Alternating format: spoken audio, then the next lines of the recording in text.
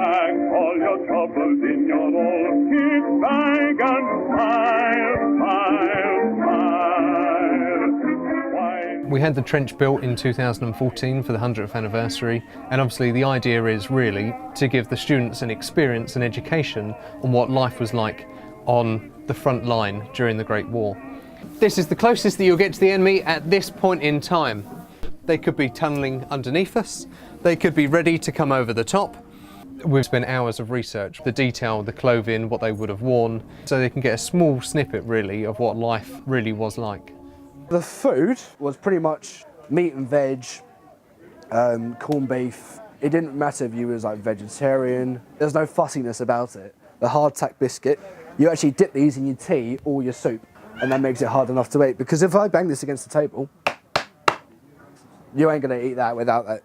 So if the officer, which is in his cosy little dugout down there, gives the orders, you've got your 303. But this is fairly accurate.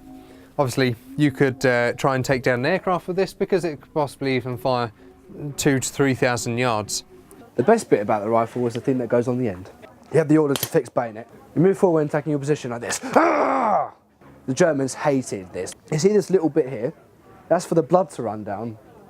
Like, it makes it easier to pull it out. So you could be sleeping down here or in the cutout of the trench. Anyone notice the rats down here in this trench at the moment?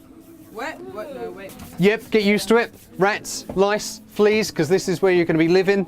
They don't bite too much, but they do taste quite good as well. At the moment, we've got an artillery barrage which is coming in over the top. And at the moment, we've also got a gas attack coming through as well. It really brings it home to me as well, being able to teach the children something that's about possibly their family or our heritage, our history of where we have come from. But remembering you're in the mud, the water the whole time, your feet begin to rot, you get trench foot, let alone the gas attacks being shot at or the enemy coming over the top. So do you think you could put up with that on a daily basis? I don't think I would have actually coped, to be honest. Kind of sad because like I feel like how tight and like enclosed it is, especially in the trench.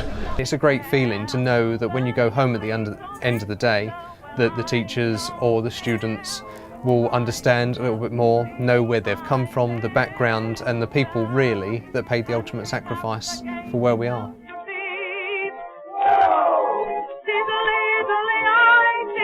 Hurry me back to Blighty, Blighty is the place for me.